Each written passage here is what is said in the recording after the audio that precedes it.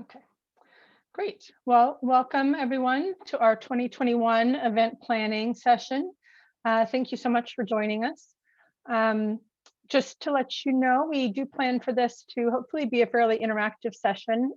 So it would be great if you have the bandwidth, if you could go on video when you're speaking. We'll be kind of going back and forth between screen sharing and discussion. So maybe when we're in discussion, if you're able to go on video, that would be great. I also wanted to let you know that we will be recording the session just to make sure that we can capture everything that gets discussed. We will be doing taking notes as well. As you know, the work groups hold a variety of events every year, and usually at least 2, although this last year we did 4 events. This meeting is basically your opportunity to help shape the events that we hold to make sure that they are responsive to your interests. For the agenda, we will be starting with some introductions here in just a minute. And then,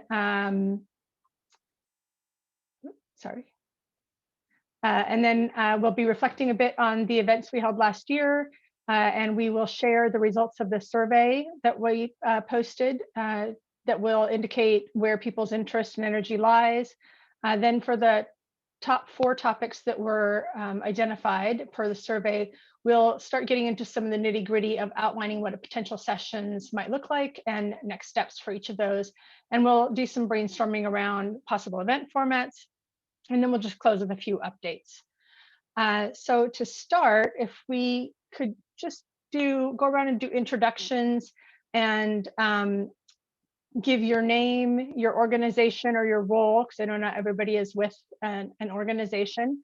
And then also, if you could share the first food that you ever grew and the first food you ever grew yourself and ate.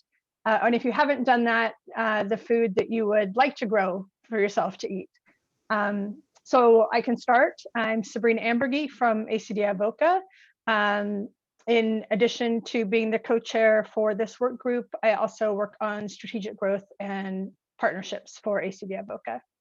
And the first food that I remember growing and eating was strawberries in our backyard when I was a little kid. I think to facilitate things, I will just call out, I'll go through the names and call on people, and then I'll just do a check at the end to make sure I haven't missed anyone. So let's start with my co-chair, Mark.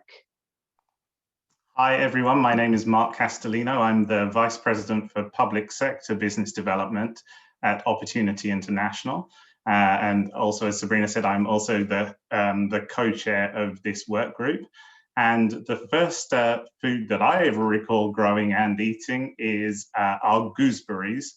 And we grew them in the bottom of my garden back in my home in England. And we turned them into gooseberry and apple pies. Though if you've ever eaten a gooseberry, you'll know they are extremely tart. So I think that we probably ate more sugar than we did gooseberries. Great, thank you. Lisa Loxman, am I saying that correctly? Yes, you are. Hi, I'm an independent consultant, a former federal employee of USDA NIFA. And so I grew up on a dairy farm in Kansas. So we always had a garden. And because it's approaching St. Patrick's Day, it just seems so fitting. We would plant potatoes, Irish cobblers. And you had to plant them either on St. Patty's Day or Good Friday. So that's what I recall. A lot of starchy foods in Kansas. Great, thank you. Mike Simpson. Absolutely. I'm currently a student at Columbia Business School, but before school worked for the UN World Food Program and in the Marine Corps in a humanitarian capacity. So very interested in returning to that work post school. And first food ever grew up in New Jersey, so tomatoes were pretty big for the family. Great, thank you. Megan Dixon. Hey there. So I'm a program associate intern with the Society for International Development in Washington, D.C. And I believe that the first food that I ever had grown was oranges. Impressive. Great. Melina Reynoso. Hi everyone, my name is Melina. I'm a program associate with SID Washington as well, and my family has always had nopales growing in our backyard, which is great for different meals and snacks and stuff. Great, thanks. Jamal Seaforth. Hey everyone, I'm Jamal. I'm the events administration coordinator at SID, and the first food I remember growing was mangoes back in my home country of Guyana. Nice. Shabnam Kabir. Hi everyone, this is Shabnam. I'm also a program associate here at SID-W, and I don't think I've ever grown any food. If you could, what would you grow? Probably mangoes, because I love mangoes. Great, thanks. Paul Sherman. No, wasn't expecting. Paul Sherman, I'm the director of programs for SID-W. So if there are any questions about SID, I am happy to answer them. Thanks, Paul. Afsana Hye. Hi, yes. Hi, everyone. My name is Afsana. I am currently I'm a contractor with the Water and Energy for Food Grand Challenge at USAID. And growing up in New York City, I didn't have a chance to grow anything, but if I could, I would definitely love to grow some strawberries. Okay, Genzo Yamamoto, not sure if I'm mangling your name, sorry. Yeah, it's Genzo. Hi, everyone. Yeah, I grew up in suburban Tokyo, so we didn't have land that's right next to our house or anything like that, but my parents rented this plot of land, this little kind of postage stamp kind of garden land, and we grew Japanese vegetables, which of course as a kid wasn't very exciting to me, but kale, cucumber, Japanese pumpkin. Great, thanks. Daphne Jean. Hello, good morning. I am a fundraiser. I currently work for a women's rights advocacy organization, but for the past year, I've been doing a lot of research about market system and food and agriculture. So I'm very excited to be here today. I grew up in Haiti, and my grandparents were farmers, and I recall visiting them once and eating like tomatoes and avocado, and still till today, that was like the best tomato and avocado I've ever had. But I've never grown anything, but if I had to grow something, I think I'm gonna go with avocados. Those are great. Okay, thanks. Paul Koch. Hello, my name is Paul Cook, and I'm an independent consultant now in the Washington, D.C. area. I'm also an on-call employee with a small consulting firm in Virginia. My prior activity in food and agriculture internationally was with a 2-year fellowship with the State Department that ended a couple of years ago. And I'm eager to get back into conversation about those concerns. As a kid, my first recollection of growing food was growing peas on a garden plot that my parents rented outside Iowa City called Cedar Rapids. Given my little subplot of our family plot, I chose peas one year and I think beets the other. Great. Start pea season again, I think. Rebecca, I think it's Chambers, but it's cutting off. Yeah, it's Rebecca Chamberlin. So I'm actually also from Iowa, so happy to have another Iowan on the call. I'm from Des Moines. Currently working at Chemonics International. I'm a senior associate on the agriculture and food security practice. And I think the first thing I can remember growing is probably lettuce. Great, thanks. Jenny Morgan.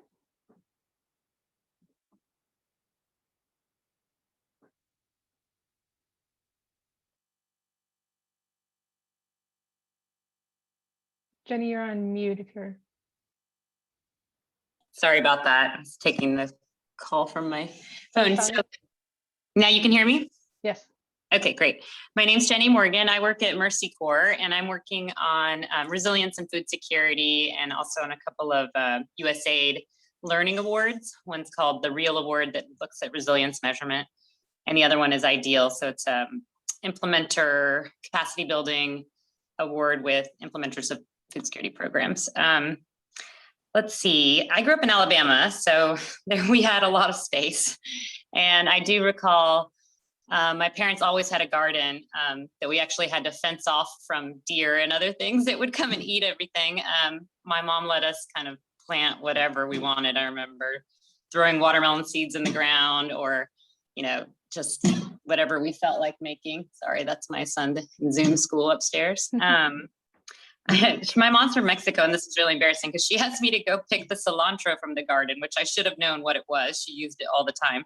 And instead I cut the carrot tops off.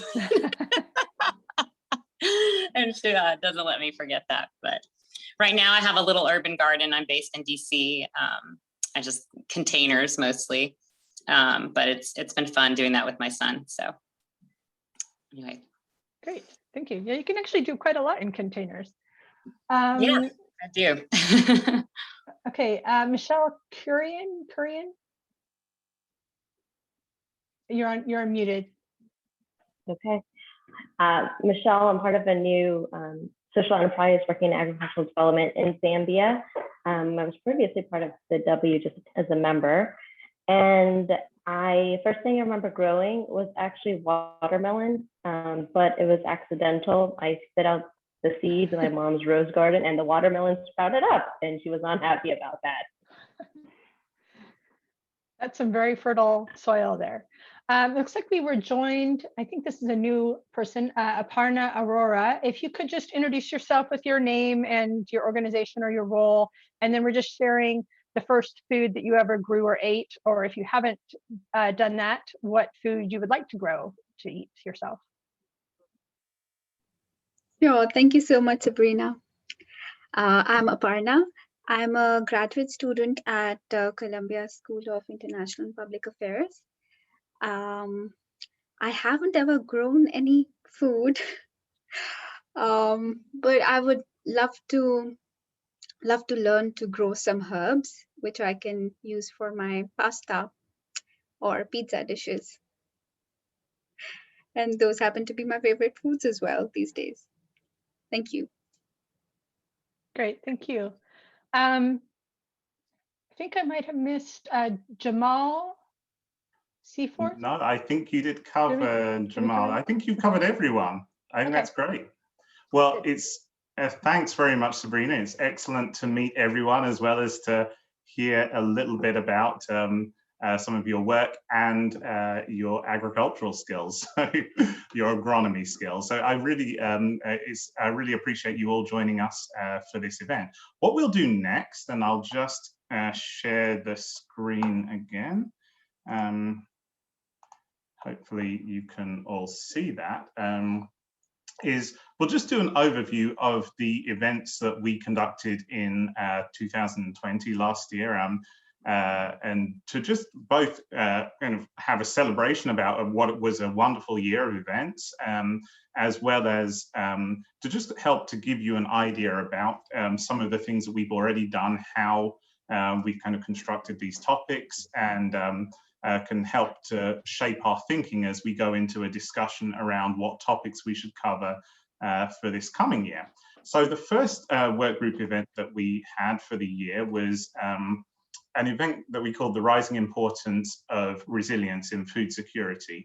And this was back in February the 13th, we held it. And it was the only in-person event that we were able to do last year before the lockdown and before we moved fully over to virtual events. But if you work in the US government funding circles, then you're probably very familiar with the fact that USAID stood up a new bureau. The previous Bureau for Food Security became the Bureau for Resilience and Food Security. And so there was this elevation of the focus on resilience in USAID's work in food security and agriculture. And so we thought it would be really timely to do an event that talked about this rising prominence of resilience.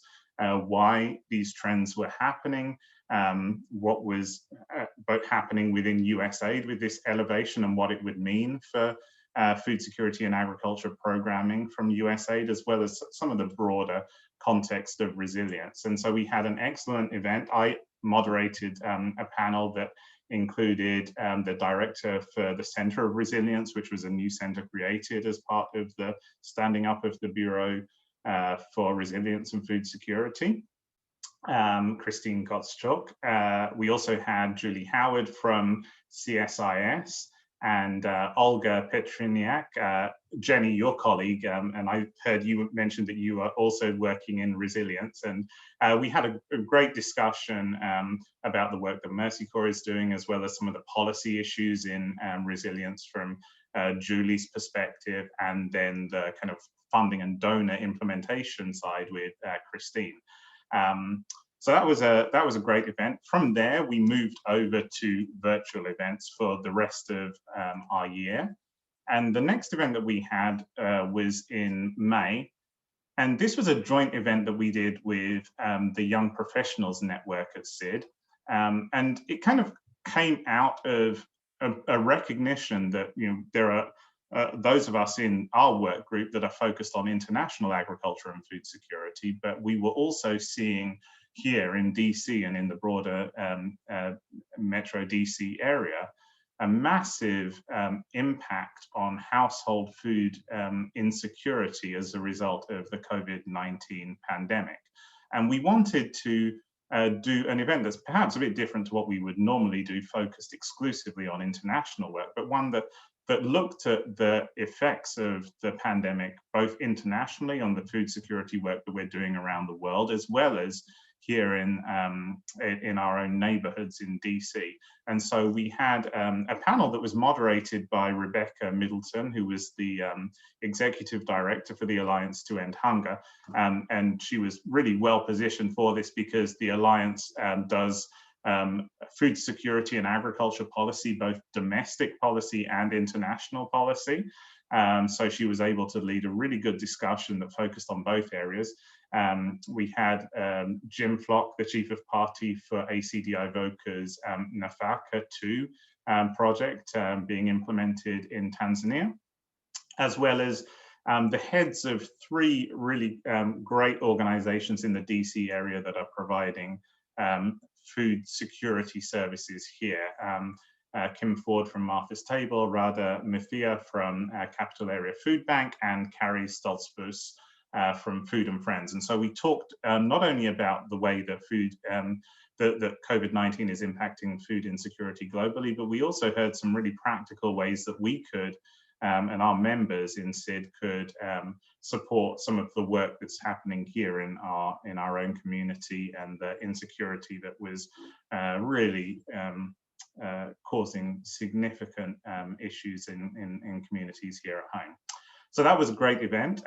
We moved on in October to implement implement an event that we've been planning for quite some time, and it was really focused on young women leaders in agriculture and food security in Africa. And we really wanted to take advantage of the opportunity that we were presented with moving virtual to create an event that provided a space for voices that were not just here in the DC area, but a topic that really allowed us to bring in people from specifically from Africa to share some experiences directly working in agriculture and food security in the field.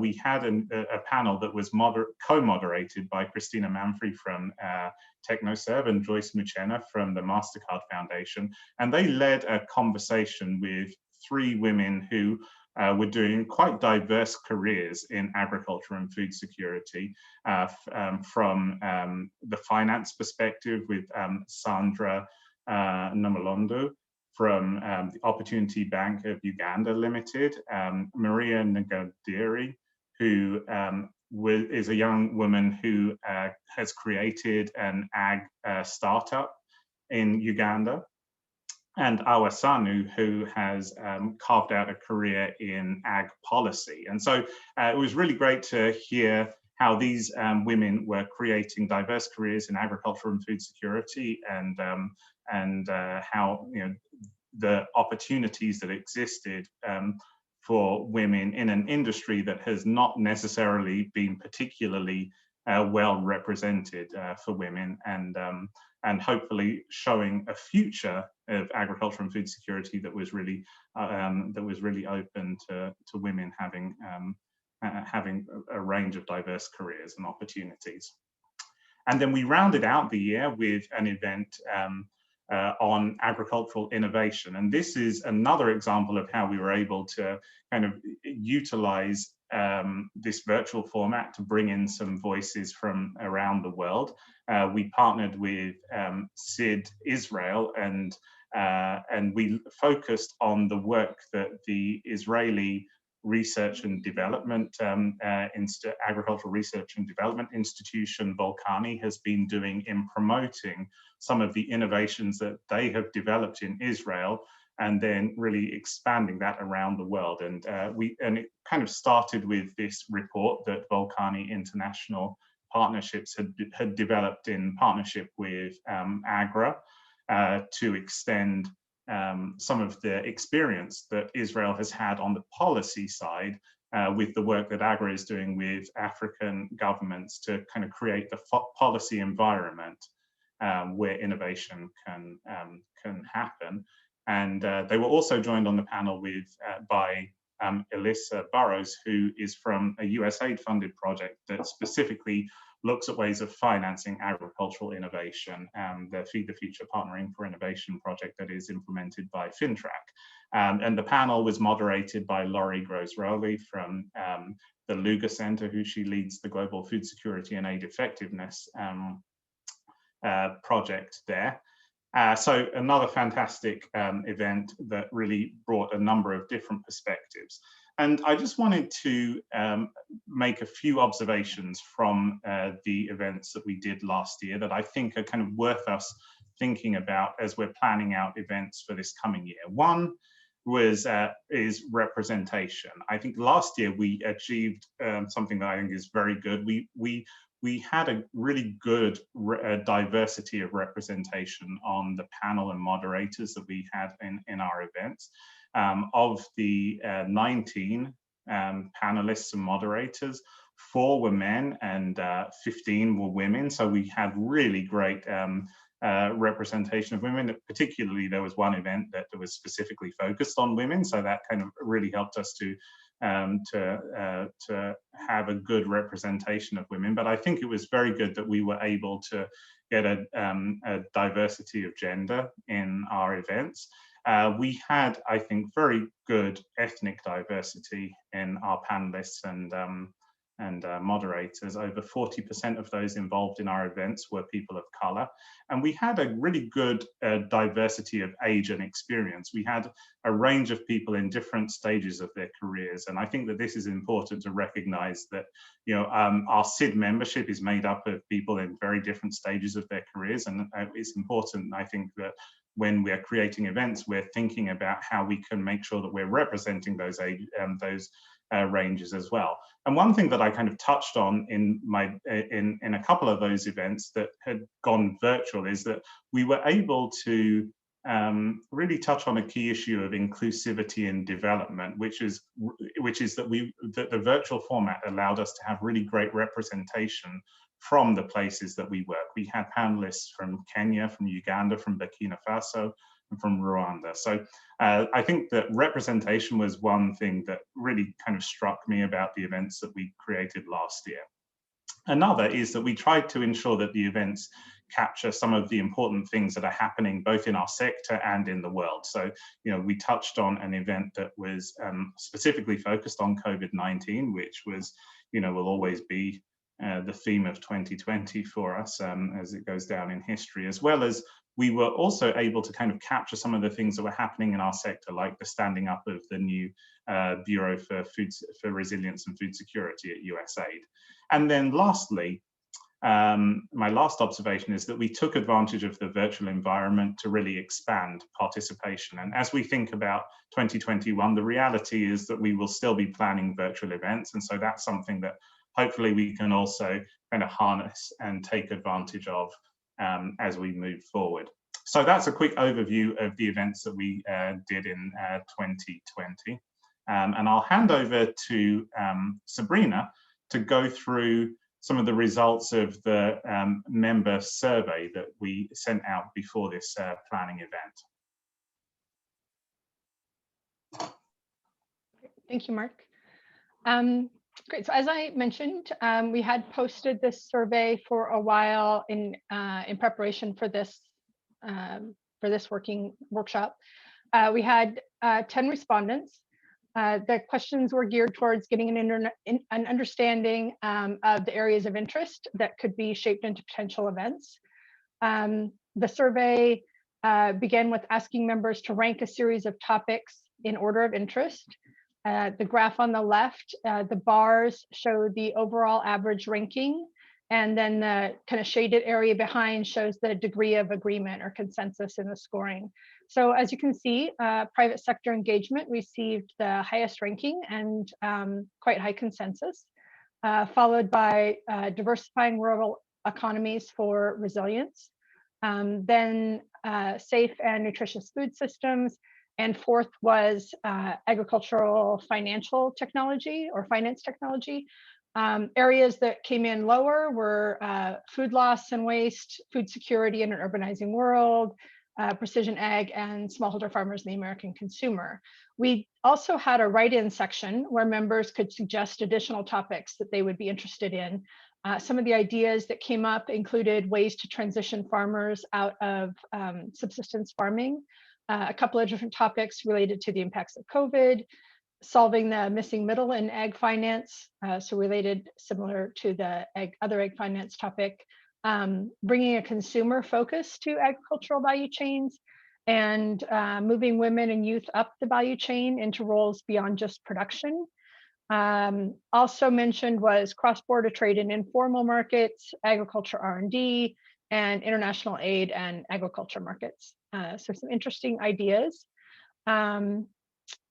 We kind of took both the ranking results and then the write-in suggestions and came up with four topics that are mostly the three top rankings, and then we broadened the agricultural fintech. Mark will go into those. What we're going to do in a bit is talk about how we can kind of flesh those out, where specifically within those broad areas we want to focus some events. But Mark will go into these topics with you.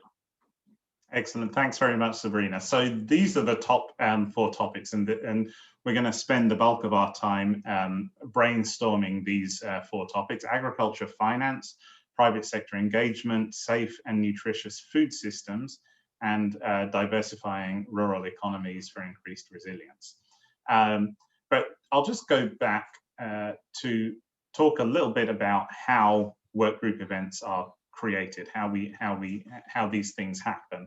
And there are really three pieces here. One is that it's driven by workgroup members, and so that's really what we're here to do today. And so there are probably two really important reasons for that. One is it ensures that events are based on what all of you are interested in rather than just what we are interested in. And so having this kind of broad participation of workgroup members and having the events really spearheaded by all of you allows us to make sure that these are relevant to what you're interested in. And the second is that it provides opportunities to bring in a broader set of voices, both in the ideation as we're planning this out, as well as we're thinking about what goes into those topics. So suggesting panelists, for example, I think it's really great that we have a diverse range of people speaking into the design of this, so that when we create these events, they really do share they present a broad set of voices, more than just a couple of individuals might be able to kind of scheme up ourselves. And so that's one thing. So when we think about what we're going to do over the rest of our time, we'll be going through brainstorming the event topics, as well as identifying key people among you to drive forward the organization of each of these 4 topics.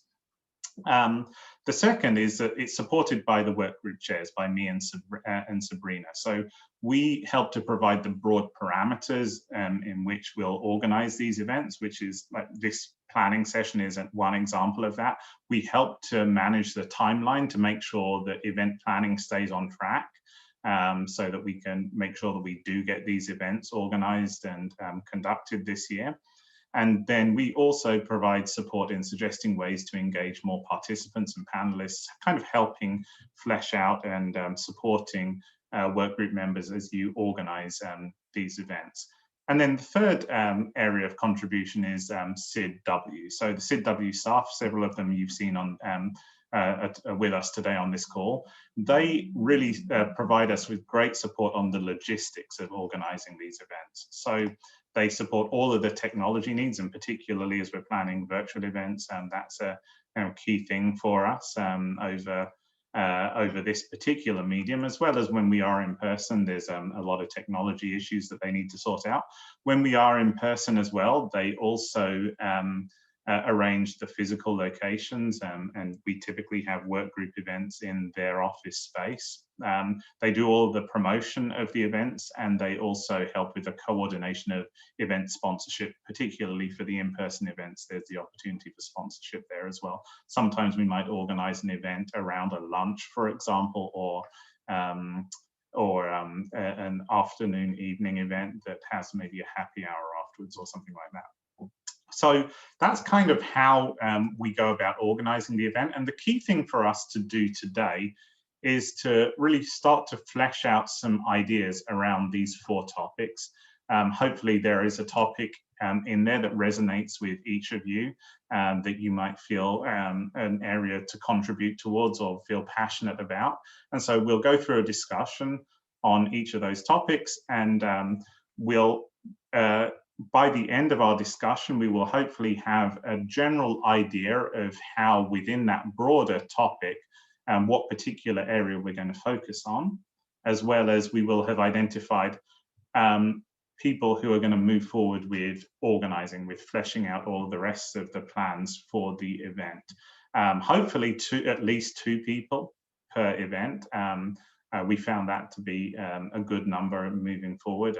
It's always good to have at least one other person to bounce ideas off. If there are more than 2 people who are interested in a particular event, that is great. But hopefully we can get at least 2 people for each of these events that we've got outlined here. And then those organizers will be tasked with going away and doing the further organizing, identifying panelists, looking at the learning objectives of the event, thinking about the particular format that we might use, and then the work group co-chairs will support them in organizing that, and then we'll get it into the hopper and hopefully arrange a time for the event to happen. So let's move on to start our brainstorming on these event topics. And I'm going to stop sharing now so that we can hopefully see each other a bit more as we have this discussion. But we're going to take each of these 4 topics in order, and we'll start off with agriculture finance. So this is really the interactive portion of our planning session. And I'd love to hear from you about any thoughts around that particular topic, which directions we might want to take that in, and how you might be interested in being involved in organizing that. So agriculture finance, please feel free to share your ideas and thoughts on this particular topic.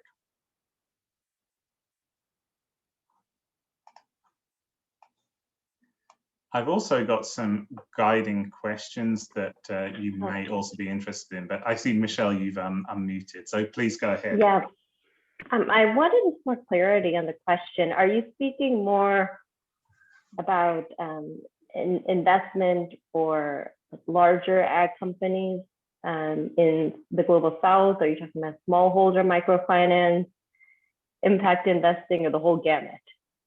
So this is, I think, really up to us. But some of the things, Sabrina mentioned one of the areas that did come back in in the survey that we sent out that one of the respondents was particularly interested was new developments in ag fintech. So that could be a potential approach in terms of whether we're talking about like specifically smallholder finance, if we're thinking of SME finance.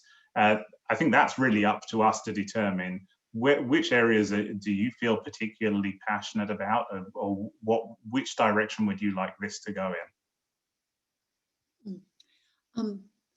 This is Lisa, and I was just going to say it seems interesting that, you know, we're looking at diversifying rural economies, which could lead to a conversation about ag finance, which also, if we're looking at ultimately that we want to be resilient with safe and nutritious food systems, there's a way to weave this topic, potentially taking it like the look of a Rubik's Cube in some respects and how they all fit together. But that just becomes, you know, for who are we trying to present to? Are we trying to engage the broader SID community in the conversation? Because if we're talking to ourselves, I mean, that's part of my, you know, trying to understand in that, because it seemed like the topics from the year before brought in a broad range that potentially could speak to some of the other groups. You know, just asking. Yeah, that's a really good point that you raised. So just on one of those topics that you mentioned there about kind of maybe bringing in some of the other groups, one of the things that we have done in the past is to do joint events with other work groups. And one question that I had for this group as we think about ag finance is whether we see the potential for an overlap with another work group. For example, one thing that we might want to consider is one of the things that has happened in the last year and a half is the standing up of the Development Finance Corporation and the tools that that corporation now has in providing a range of different financing opportunities. Perhaps an interesting angle for ag finance might be to consider the role and capabilities that the DFC has in financing agriculture. And if we were to take it in that direction, then it might make sense for us to do a joint event with the Development Finance Work Group. So that's a possibility. I don't want to kind of capture the conversation here and lead it in a particular direction, but I wanted to present that as a potential opportunity for us and get your interest in whether that's a direction you'd like to go in or if there are any other thoughts.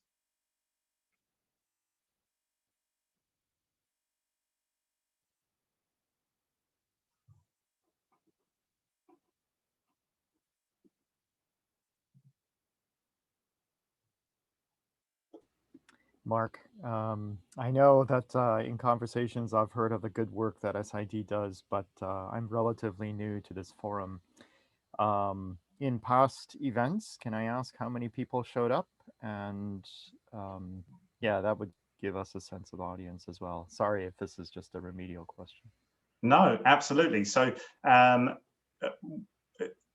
so just in terms of the type of people who come to our events, they tend to be a pretty diverse range. And so we do have a lot of development practitioners working in organizations implementing implementing agriculture and food security projects around the world. We have a number of people who come from kind of a research and background, a policy background, and then we also have some good participation from donors, particularly in the DC area, USAID, as well as some of the international institutions here. And so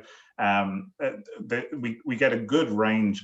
So I should also mention we do have a number of students who also come to our events as well. And I know that we've got a couple of people who are studying here on the call as well. And so it's great to have that kind of participation.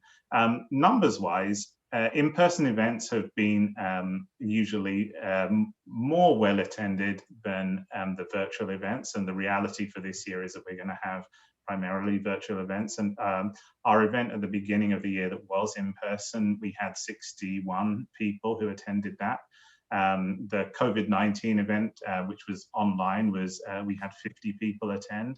And then the final 2 events of the year, both virtual as well, and we had 29 people attend each of those.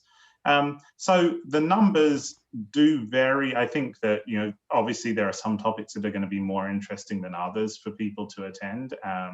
But yeah, we have that kind of range of probably around from 30 to 60 people attend any given event.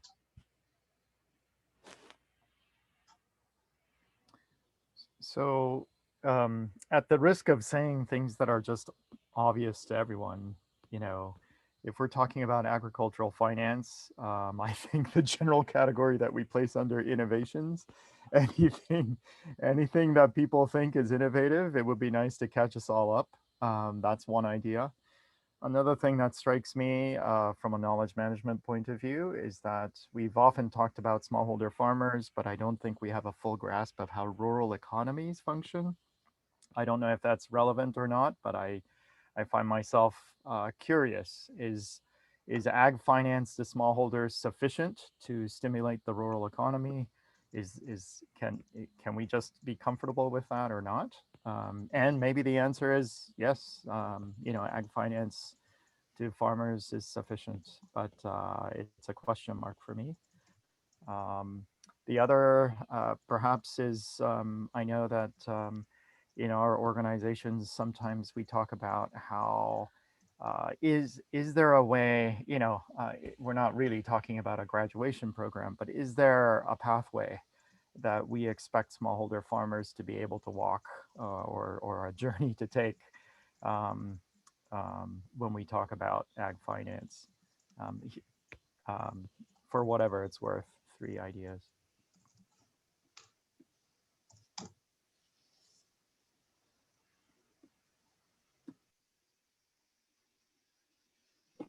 This is Jenny. I just had a question about partnering with other organizations, because, you know, there's lots of folks that work on all of these areas and are also doing a whole slate of events. And so, I mean, you obviously pull in lots of different speakers and panelists, but what about actually doing joint events? Is that something you do? Joint events with other organizations? Mm-hmm. I don't believe that we have, but when we think about the composition of our the participants in our events, the panelists and moderators, they are definitely from a diverse range of organizations. And so, you know, as an example, we had Julie Howard from CSIS on the resilience panel, and you know, CSIS does an excellent, you know, their food security, their global food security project does some really in-depth policy research work that results in some really excellent events and reports that they publish. And so, you know, in that context, we had somebody from another organization that does some really good things in this space, but, you know, we're obviously the ones who are hosting this event. So I think that there's really good opportunity for participation. And I think that as we think about how to flesh out a particular topic, one of the things that we do start thinking about as soon as possible are who are the people who could be involved in the event as moderators or panelists. And so I think that that's SID, I think, has always been open to a very broad range of participation. Certainly, it's not restricted to just SID members. And in fact, I think that we're really encouraged by SID to have that breadth of participation, because they really do enjoy having you know, new organizations and new people involved in the work that they're doing. Yeah. Okay. Yeah, it was more about just kind of joining forces to, you know, market some of these events, or, you know, increase the sort of number of people that may come, or just, you know, people have different ways they reach their members or folks who are part of their programs. But yeah, and that also touches on another really a good point, in that, you know, being a DC-based chapter, SID Washington, you know, there is a huge focus on USAID. Most of the people in this town are doing something with the US government. And so one of the things that we do find is that an event that is, that perhaps has a panelist or participation from USAID, tends to get a lot of traction. We tend to get more people participating in it, and so part of it is just because that's what we're all focused on. Part of it might be that it gets a bit more publicity as well. So that's certainly something to think about when we're thinking about the panelists who we want to participate in this. We definitely want them to promote it on their channels as well, so that we do get as much participation as possible. So I'll also chime in on the partnerships part. This is Paul Sherman from SID, the SID-W. Just on behalf of SID, it's a little bit complicated doing partnerships with other organizations, because it falls under more what my colleagues do with membership. So we'd have to, that's a little bit more involvement on their end. But as Mark kind of hinted at, it's a little bit tricky, just because at the end of the day, it is SID's event. So sometimes we have to work with other organizations. Not to say that we wouldn't do it. We have done it in the past. But there are just a few more bureaucratic hurdles that we need to go through to make that happen. So there's just some things we have to think about a little bit more if we do something like that. It's just a little, obviously it's just, easier if we just kind of can keep it within SID and we just can kind of keep it moving forward, and it'll be, things will just kind of sort themselves out, but we can do it. It's just going to be a little bit more complicated in the long term, but it wouldn't necessarily prevent us from doing something like that. Thanks, Paul. So Genzo shared a few ideas of potential directions that we could take this event. One was just a broad topic on innovations in ag finance that allows us to capture a number of different potentials on that. Another is ag finance sufficient to stimulate the rural economy? And then the third is there a pathway to that we expect smallholder farmers to take when we're providing ag finance to them? Is there a very kind of clear number of steps along the way that we expect ag finance to help smallholder farmers to achieve? Do any of those resonate with the group here? Any other thoughts on different ideas, or any ones that you're kind of starting to see some ideas around?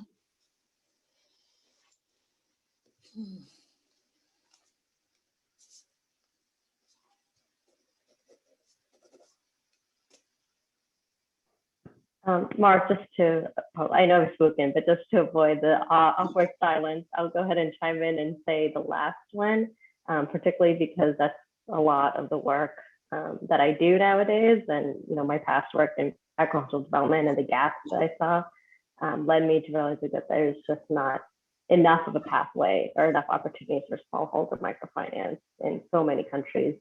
I will have to say, because I was participating in a few other events over the last few years, I think it's like a fine balance that Washington has to play, where you can make the topic really broad, and then people who are actually specialists in that field, in that space, might not want to join because the topic is too broad. But then when you narrow it, then you get a lot of more interesting conversation instead. This is what microfinance is about. This is happening. And I think that applies to any space, whether you're talking about HIV/AIDS or like water sanitation. You need to find a nice balance of being in depth enough where you capture some of the people who want to learn. Yeah, thanks very much, Michelle. By the way, awkward silences are really helpful for encouraging people to participate. So I'm really glad that you were prompted by that. Really good point that you raise. One of the things that we found as we organize these events is that, even if the topic may start off somewhat broad, as we start identifying particular panelists and a moderator, and as they become more involved in the planning, it perhaps helps us to refine the topic and turn it into something a bit more specific. So maybe having some breadth in there is pretty useful, so that as we craft it, it does kind of allow some room for the expertise of the panelists to help to shape that a little. I'm just going to throw out that I think also the pathway for smallholder farmers is a pertinent one to look at from a return on investment. And part of it gets into the challenges and the obstacles and policies and practices. Because like, you know, in Pakistan alone, they want to keep them as smallholder farmers, but yet the reality check is maybe they're just never going to be able to get out of the realm of subsistence and support because the size is limited and what you can, you know, and that's an angle I think that definitely needs to be looked at, because certainly here in the US, it's transformed what farming looks like. And having grown up on what I would have considered a small farm aren't really small in the grand scheme of things. So it's that kind of conversation. It lends itself to then what innovative practices in financing would be of interest, and where to which is, you know, where does it become that point where it's not a pathway any longer? Excellent. So I think that we've had a good amount of conversation on this one. We do have another 3 topics to cover. But last of all, we've heard, I think, some coalescing around this, this issue of pathways for smallholder farmers. And a few people have commented on that. Are any of you interested in working on organizing and fleshing out this topic further?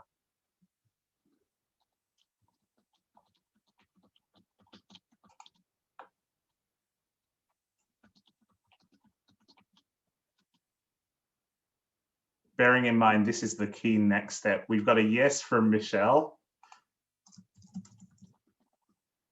1 or 2 more people particularly interested in this topic?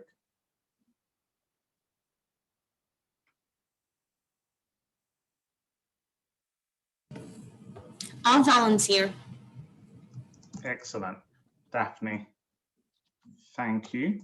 Okay, so we've got 2 people. We're going to circulate all of this afterwards. If you feel that you would like to be more involved after you've had a chance to go through some of these other topics as well, then you'll certainly have another chance to let me know about your interest and involvement in that. And so let's move on to the next topic, and Sabrina's going to lead that. That is the private sector engagement topic. Thanks, Mark. Thanks, Mark. Right, just before I start that, I would also note that in the survey write-in section, there's at least one person, and I think maybe more than that, who did kind of touch on this topic of transitioning farmers out of subsistence farming. So if that ends up being kind of part of this topic, that person may be somebody to engage with as well, and we could look at the survey to find that out. Excellent, thanks, Sabrina. Okay, so private sector engagement, again, very broad topic, getting a lot of attention these days. Thinking about, you know, what direction do we want to take this? Where might we focus within this broad topic?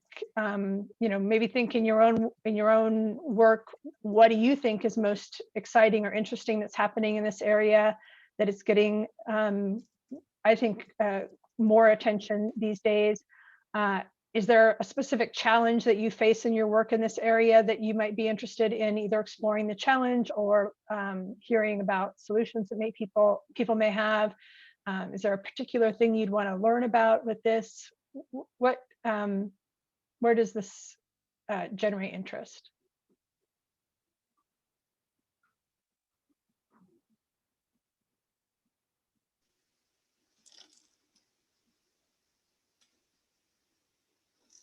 I'd be interested in looking into how private sector engagement and educational systems finding the matches and the opportunities for engagement in agriculture, particularly for those who are either secondary or in technical vocational schools from a higher education perspective. Okay, interesting.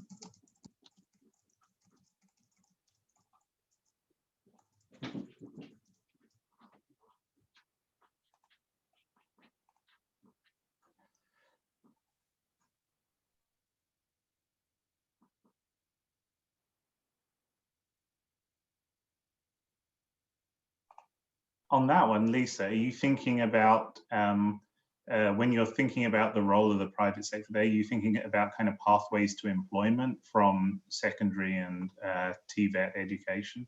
That's one angle. And we could also be looking at how do we get employers involved with looking at the competencies and matching better? Because, you know, it seems like there's the mismatch that's occurring between those who get educated and then supplying the workforce. So I don't know, maybe somebody's got a really good way of doing that, handling it, but Maybe to piggyback on that idea, you know, I think one of the results on the survey was the missing middle. And the issue is how can, you know, we can deal with smallholder farmers and the growing of crops, but at what point can we begin to nurture food processing at however basic a level, so that there actually there are crops that can be made into products that can be sold at the market at value add prices. Maybe that connects to other private sector interest, but maybe it doesn't. I'm not sure. But maybe the whole food processing side, and maybe that connects to the whole issue of schools. Um, yeah, maybe there's room for small businesses to be active. I'm not sure. I remember, I think this was in Guyana, I was talking to these farmers that were selling vegetables in a kiosk, and they were saying they were very proud, I remember, of ginger that they were growing, and they wanted me to taste it, said this is the best ginger that you can buy around. And they said, um, but you know, I said, oh, you can make various things, you know, candied ginger, you can make all sorts of things and actually sell it. But they didn't know what it was. They didn't know what to do with it and so on. Yeah, I think that also could tie in a bit, again, with some of the ideas that came up through the survey and the open-ended. For instance, there was a suggestion on talking about how to better engage women in roles beyond production. So getting them involved higher up in the value chain. So exactly in that, in things like processing and value addition. I mean, not just that, but that could be one aspect of that as well.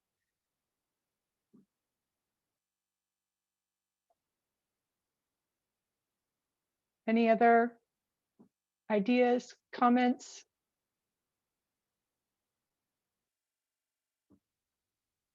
What about, you know, USAID this last year published their private sector engagement policy strategy. Is there interest in looking at that more deeply or hearing more about that?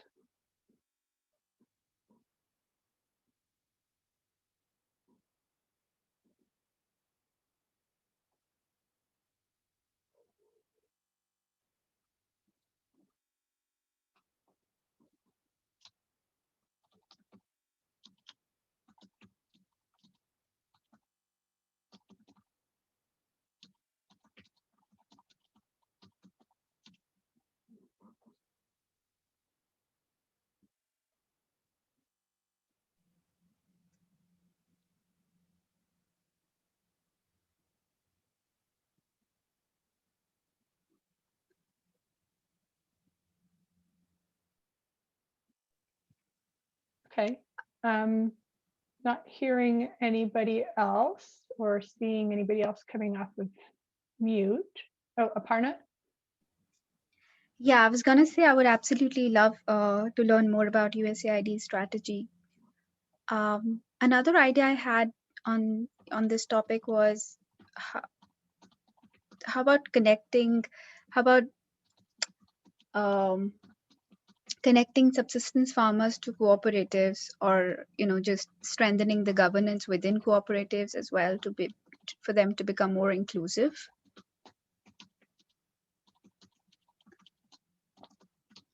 Okay. Thank you. Yeah, there was one of the topics, I think this was in the original, not a write-in, but engaging the private sector, which could include co-ops as well, or would include co-ops as well, to shape more inclusive agriculture market or food systems.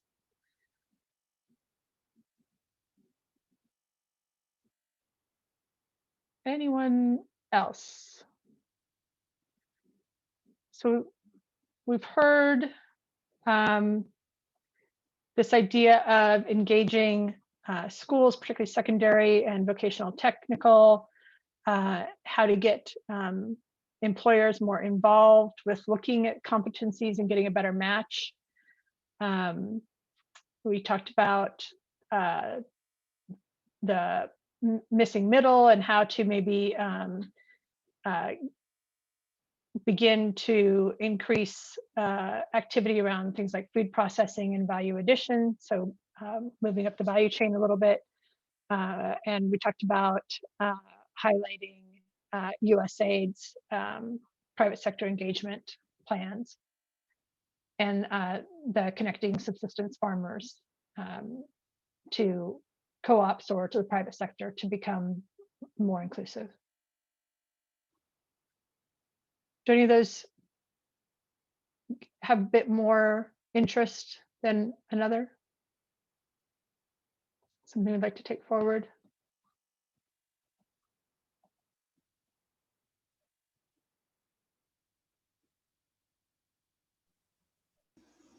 It would seem that the one that pulls from USAID's private sector engagement, it would allow us to maybe frame, or whoever takes us on as a topical area, the broader, getting to know that better, to know all those elements that fit under it. So.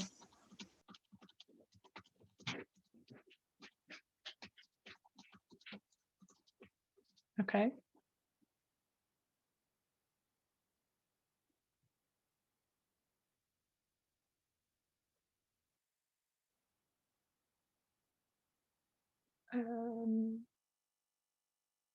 Okay. Do we have any volunteers who would be willing to work on taking this one forward? Aparna? Great, thank you.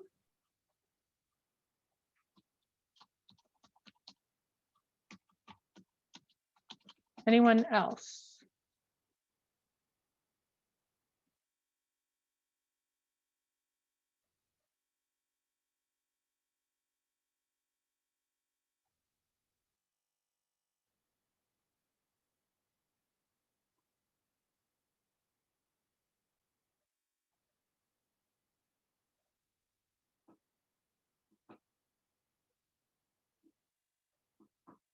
Okay, well, I'm not seeing anybody else jump in there, but we can start with Aparna, and we may be able to find, I think there probably is some broader interest, so I'm sure we could probably find a second person to work with you on that, Aparna.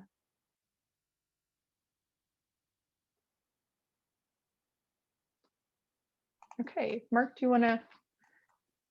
Yeah, absolutely. So Jenny asked if we could put the 4 topics in the chat, and I listed them there. So hopefully that helps you to think about which ones you might be particularly interested in. The third one is safe and nutritious food systems. And first of all, I wanted to open it up and just allow you to let us know any thoughts that this brings to mind for you, or anything in this area that's particularly of interest to you. And I've got a couple of potential directions that we could take it in as well, in case we don't have any ideas right immediately. But please go ahead. Any thoughts?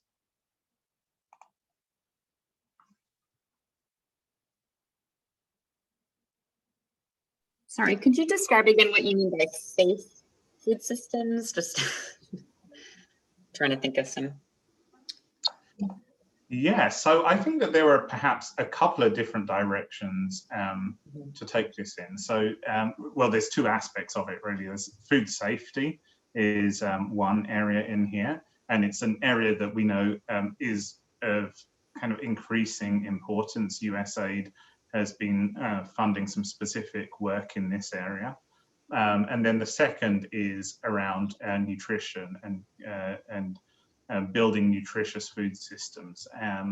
And I think that Genzo, I believe, maybe touched on this a little bit in his thoughts on the missing middle and the role of value addition and processing as we were talking on, I think, the private sector engagement piece. And so so that could be another direction. Some of the things that immediately sprung to mind for me, perhaps something that could be quite timely in the context of the COVID-19 pandemic is the impact of COVID-19 on nutrition. We've obviously seen some pretty dire warnings around the impact on kind of absolute food supply and the potentials for famines in a number of countries that we haven't necessarily seen come to reality at this point. But certainly we do know that that the role of food safety net programs are increasingly important, as well as there seems to be more appetite on the policy side for safety net programs that are particularly focused on food. So that might be a direction that we want to take this in. Some other things could be around USAID's multi-sectoral nutrition strategy. 2018 was their first review of the strategy. It runs until 2024. And so I think that there's probably a second review coming up some point in the near future. That might be another direction that we want to take this in. So there are some ideas around this, both on the food safety side as well as the nutrition. Yeah, sorry, go ahead. I couldn't see if someone else was speaking. Just picking up on the nutrition piece. I mean, there's several, like you said, multi-sector, these kind of what they were calling development food security awards and now resilience food security awards with the change from the Bureau, and a couple in particular that focus heavily on nutrition. One in Kenya called Naiwiri, and then there's another, well, there's an RFA, I guess, that's about to come out for a big multi-sector program in Madagascar, I believe, that also has a large nutrition component. So that might be something to look at, just as you were saying, part of the food security strategy and this focus on nutrition and some of these large multi-sector awards. There's also that USAID program, Advancing Nutrition. I know Save the Children is involved with that. And so that might be another angle there. I think it would be also good to look at their information in the training that they're doing on what they're terming nutrition sensitive agriculture, because I think that is going to also be something that might be relevant for folks to be looking at. And it really does dovetail nicely with the nutrition and the food safety piece in the context of climate change. And I think that will be very important for us to be looking ahead at. So.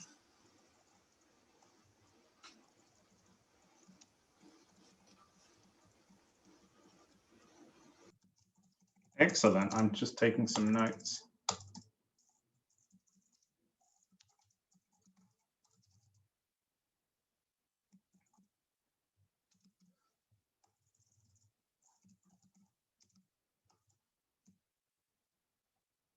So Jenny raised the issue of USAID's Food for Peace programming, the development programming, the resilience and food security activities.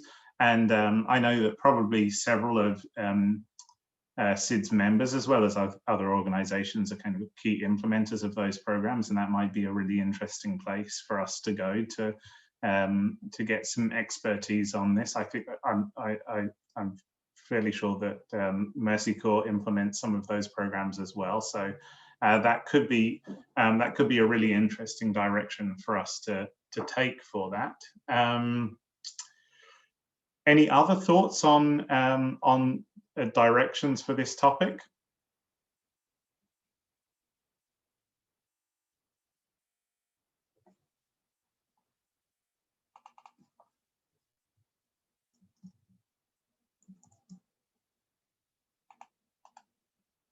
I mean, I think that the other one the linkages to social safety nets, that angle too could be of interest to folks. I'm trying to think. I was just having a conversation the other day. Sorry, brain. About cash transfer,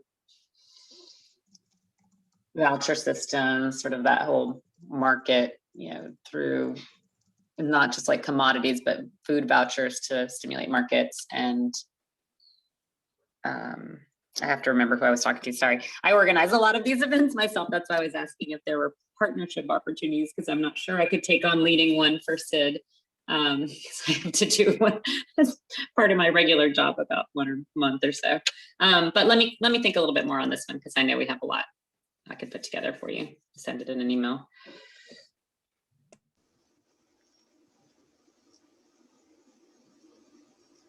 You touch on something that reminds me of another topic that I haven't heard very much conversation around. USDA's local and regional procurement program was kind of thought of when it first came out as a pilot, but I haven't really heard much discussion about what the learnings have been from that, and how that has helped to inform USDA on the expansion of that program, or to what extent we should be looking at building on that work. So I wonder if there's any interest around that. I mean, maybe, is there anyone in this group who's heard more than I have on those local and regional procurement programs?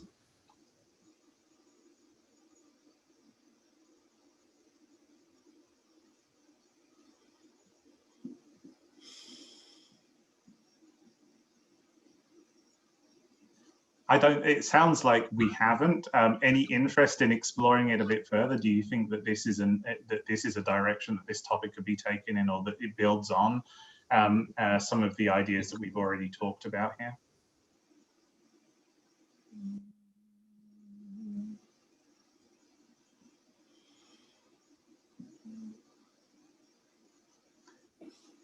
So I think at this point we've got some ideas around looking at the work that USAID particularly has been doing in their nutrition-based food security programming, the Food for Peace types of programming, as well as the Advancing Nutrition program.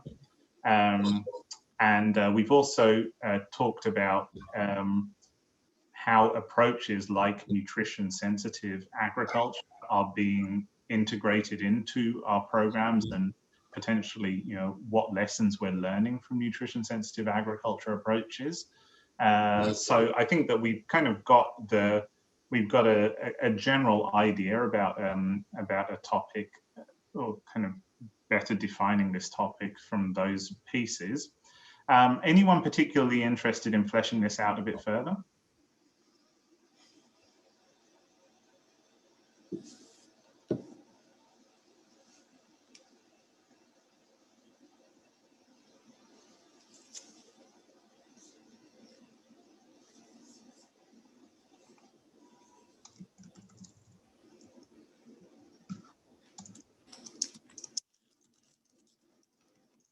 I think at this stage, okay, excellent, Lisa.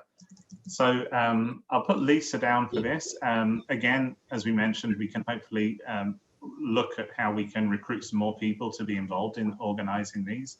And if we do find that there is a topic that doesn't get a huge amount of traction, then it's something that we could shelve and maybe pick up at a later date. But thanks very much, Lisa. And I'll hand back over to Sabrina to go through the final topic. Great, thanks, Mark. See, we're getting a little close to our ending time. So we may not spend as much time on this one, just so we have time to wrap up. But the last one is diversifying rural economies for increased resilience. I think we kind of touched on this actually tangentially through a lot of the other topics. And I see, Genzo, you're nodding. But are there any ideas here on where we'd like to maybe take this, or specific areas that would be of interest?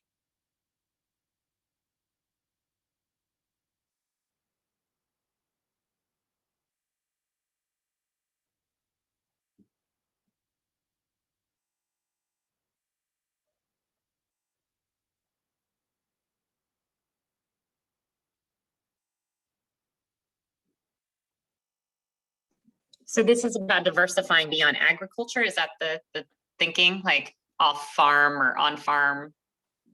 Well, I think that's maybe open. I mean, it could be, we could say, you know, it could be, let's look at both. Let's look at how we can diversify rural economies, both still in the agriculture sector, but diversifying, or going beyond the agriculture sector.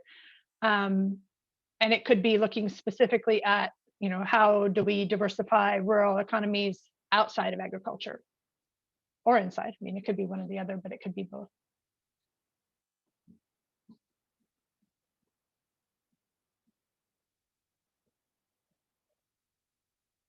Yeah, I put a link in there earlier for this, the Scale Award that focuses a lot on this topic, and it's a USAID funded project and some of my colleagues work on. They're not here on the call, but if, you know, I guess I could link them in as well once we sort of narrow down the focus. Sorry, Jenny, I'm taking some notes and I missed what you were saying there. Could you just repeat that? I put a link in the chat earlier for the Scale Award, which focuses a lot on this alternative livelihoods and rural, you know, resilient agriculture, both, as you were saying, working in agriculture, but not, or sorry, on farm instead of off farm. They have a great glossary because I get very confused with the terms myself, but about all of those terms there. And so it's in there and I can connect you or whoever ends up working on this with them. Great, thanks.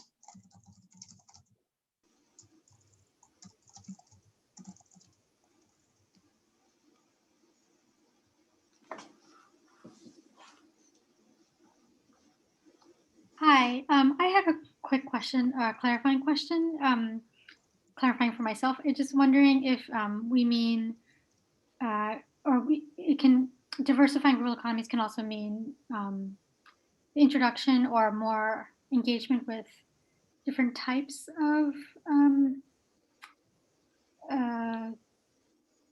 livelihoods. So for example, aquaculture, and then thinking about climate resilient agriculture as climate resilient aquaculture, as that's becoming more and more pertinent. I don't know if that's a whole separate conversation in itself. I mean, it could be, but maybe that's one way to think about framing it. Is I realize we haven't talked a lot about climate resilience, so that would be great to kind of touch upon, but open to suggestions. Yeah, I think that's a good point. Certainly when you're discussing resilience, that aspect of climate resilience is an important one. And you're right, we haven't mentioned that yet. It lends itself to the whole conversation about the context in which those communities are in, and definitely climate's going to be a critical one, water resources, all of the environmental aspects of it. I also think it's kind of one of those conversations when you look at, you know, again, it ties back to our conversation earlier about smallholders, you know, and how do we take them from pathways out of subsistence, or what opportunities there are for them to engage in that. So, you know, it really weaves back to what Genzo talked about, missing in the middle, the pieces, you know, the value added opportunities. Yeah, and also as a suggestion for framing, to build off Lisa's point, but also I think the prior suggestion, but it's not just about like the different programs. I think, you know, talked about like climate issues or water issues, but also, you know, road issues, and mobility becomes a huge issue, and also electricity. So simple things like, okay, I'm going to, you know, become a tailor and have a sewing machine. If the sewing machine breaks or you don't have electricity to use it, then I guess what's the point? So how do you overcome, maybe framing it like, how do you overcome the different challenges that really make it difficult to escape small scale basic subsistence farming?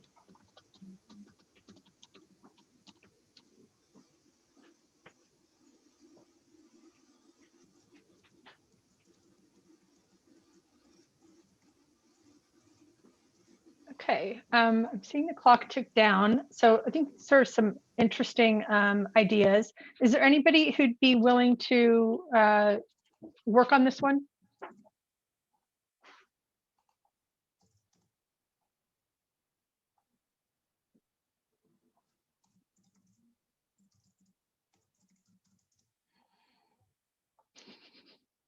I have a hard no from Michelle. I'm happy to work on something else, but I just don't have enough experience to, and I think I have my own biases against this one as well, because I think the challenges are too many. Sure. Jenny has said that she could not necessarily lead, but support on this one or on the safe and nutritious food systems, but we do need somebody who would be willing to take it forward. Anybody?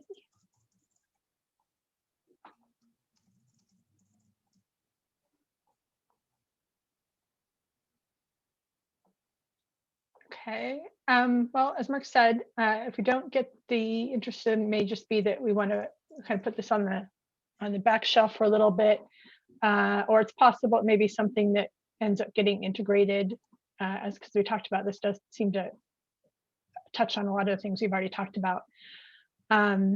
So no volunteer identified right now. Just a note that Genzo, Mark, I don't know if you saw in the chat, has said that he would be willing to support on topic 1 as well. Excellent. Thanks very much. Okay. Mark,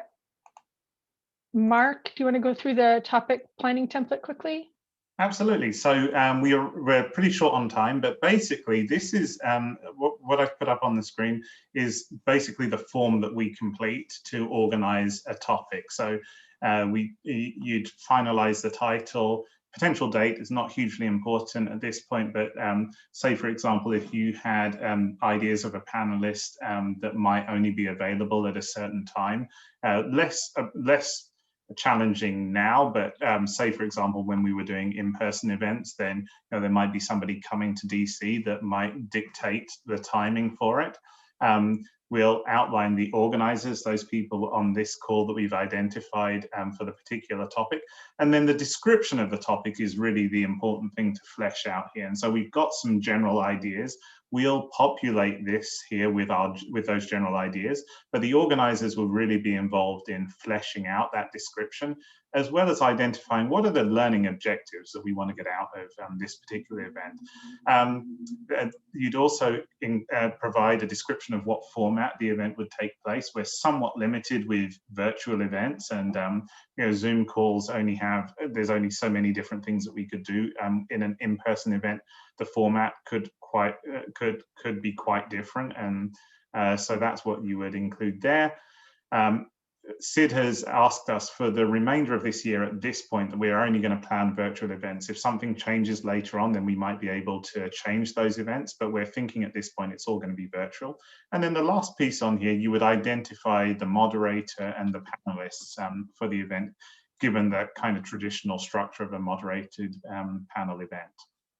So that's basically what the organizers will go away and work on. We're going to send this template out to each of you who've identified an interest in organizing each of these topics, and hopefully you can flesh those out, and over the next few weeks we'll be able to see which ones are more firmly developed and start getting them in the calendar for SID, and work on inviting the panelists and moderator and building the plans out for it. We did want to touch on two other things. One was that we wanted to do a bit of brainstorming around potential different types of virtual events, but I think, Sabrina, we're probably out of time for that one, so we can skip that, I think. Do you agree?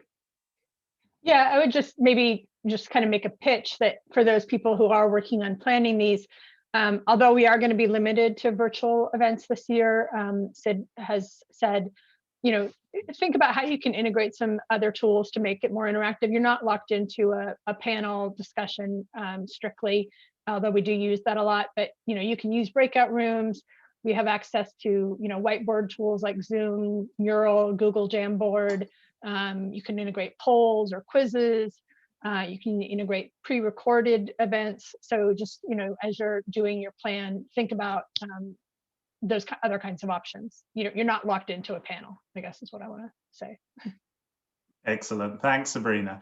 Two final things from me. One, you see a link in the chat box that Sid has posted for some feedback opportunities for the event. So if you can click on that link and follow that survey, that would be really useful for SID as they continue to try and make even better events. And the last thing is that my term as co-chair of this work group will be completed in July. So we'll be looking for a new co-chair to continue working forward with this with Sabrina over the next 2 years. They're generally a two-year terms.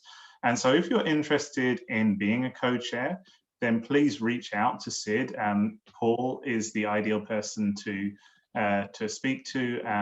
And even if you just email that general events email address that's posted in the chat, I'm sure that they'll be able to get that message through to Paul. He can share with you a job description for that work group co-chair, and hopefully we can have a good transition at the end of my term in July.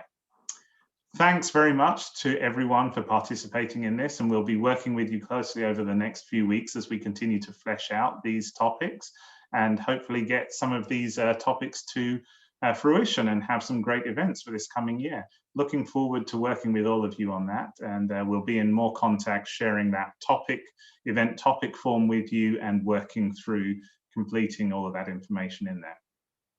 Thanks, everyone. Thanks, everyone.